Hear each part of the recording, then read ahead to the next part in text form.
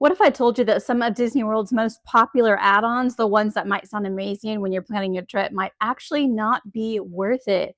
I have done it all, and there are a few things I would absolutely skip if I were you. Let's go through the 5 things on my list.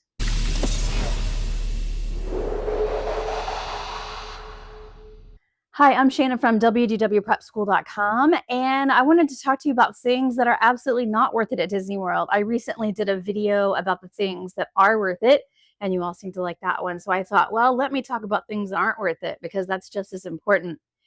And in each case, I want to tell you why I don't think they're worth it, but also give you an alternative so that you can do it a different way. Let's start with the one that people ask us about the most, the Disney dining plan. In theory, it sounds great. You're paying ahead. You don't have to worry about food prices during your trip. Your trip is like all inclusive in many ways. The reality is that it has become much harder to get a good value out of it since the prices have increased and the rules have changed. You would have to order the most expensive items to break even, do a lot of character dining, etc. And most people end up overpaying and or having extra credits at the end of their trip. The times that it might be worth it is for the people that want an all-inclusive feeling and don't really care about the price or if they're coming out ahead. People that are going to do a lot of character meals because those tend to be the best values of a credit, and any kind of higher value credits. We have a whole list of them if you would like. Maybe you instead put some money on some Disney gift cards and pay that way. That way you're only paying for the amount that you use and not for credits that you might not be able to maximize.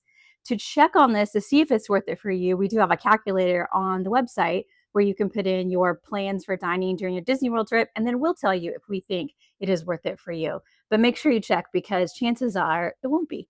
Number 2, Disney's travel insurance. A lot of people consider adding it because it's easy. You just click a box when you're booking your trip.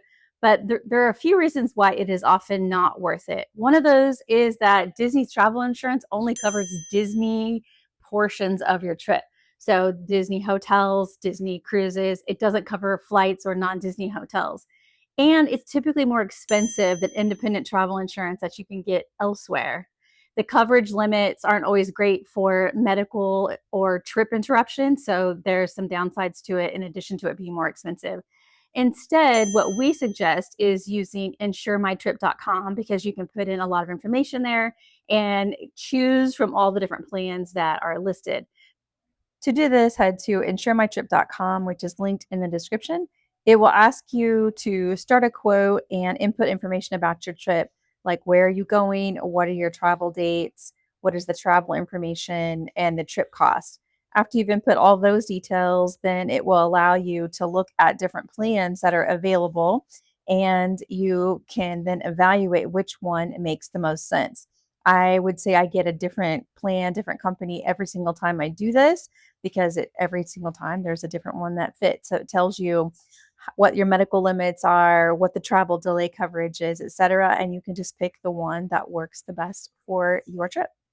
Many credit cards also have trip cancellation or things like that. So check into that. You'll usually save money and get better coverage by not using Disney's travel insurance. Number 3, Space 220 restaurant. A lot of people want to go here because it's a heavily themed restaurant where you take an elevator to space with fantastic views. It is one of the most immersive restaurants that you'll find at Disney World. However, the reason why it's often not worth it for people is that the fixed price dinner is around $79 per person. And while the food is good, it's not $79 good. The menu is kind of limited and you're mostly paying for the setting. So because of that, the better option is to go to Space 220 Lounge. It's the same experience, the same elevator, the same views, but you can order a la carte and spend a lot less money. You'll still get the photos, you'll still get the vibes without the big bill. Number 4, park hopper tickets. A lot of people want to add these on to their park tickets for their trip because they want flexibility. Maybe they imagine going to Epcot in the morning and finishing the day out at Magic Kingdom just because it sounds fun. The reality is that adding this to your tickets does add a lot of money to the price of your tickets, and the tickets are not cheap. There are times when it might make sense. For instance, if you're taking a short trip where you want to revisit favorites or you have to schedule around fireworks schedules, We also do often suggest it when you're visiting during party season, which is August through December, because you have to plan around the Halloween parties and Christmas parties in order to go to Magic Kingdom in the evening. Also, when you're staying near a park, like if you're in the boardwalk area, which is right outside Epcot, or if you have a view of Magic Kingdom, having park hopper tickets can be super helpful because you can see the park. And so it's really nice to be able to have the tickets to access the park. Otherwise, it feels a bit like a tease, and that can be a little bit frustrating. For your trip, make a daily plan, like where are we going to be each day, and then decide if park hoppers are even necessary. Because when you make your plan, you might decide that you're just going to do one park a day and there's no need to pay for it. And number 5, dessert parties that take place during other parties. These sound really fun. You know, you have fireworks viewing, desserts, drinks, no crowds, and that part is fun. However, the catch is that at parties like Mickey's Not So Scary Halloween Party, Very Merry Christmas Party, you're already paying for the party itself, and you only have so many hours to enjoy the exclusive entertainment. So spending extra to sit and eat dessert means that you're missing a lot of the event that you already paid for. Sometimes that it might be worth it is if you care the most about the fireworks comfort, or you have mobility concerns, or if you're celebrating something and you just want a stress-free viewing spot. However, during the parties, the fireworks don't require being quite so close to the castle a lot of times, compared to Happily Ever After. So you might be able to skip it. Instead, grab a snack and watch from a good location that is not in the dessert party, like in the hub area, or you can even go to the front of the park, something like that. To find a good viewing spot during the parties or anytime, you can check out our map where the green areas show you the best viewing areas for fireworks. It does happen to include the dessert party, but also some nearby areas. Outside of that, you can find the next best thing, which is the sort of orange yellow color, which is down Main Street as well as parts of the hub.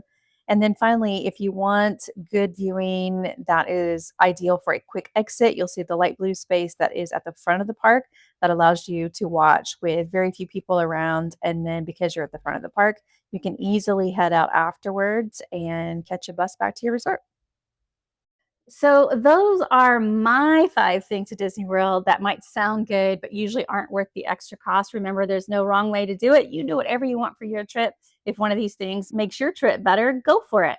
But if you're trying to plan smart, save money, and focus on what really adds value, you might want to consider crossing one of these off. I would love to hear from you. What are you not willing to spend money on? What do you not think is worth it? Let's add to the list. Leave that in the comments. Thanks for watching.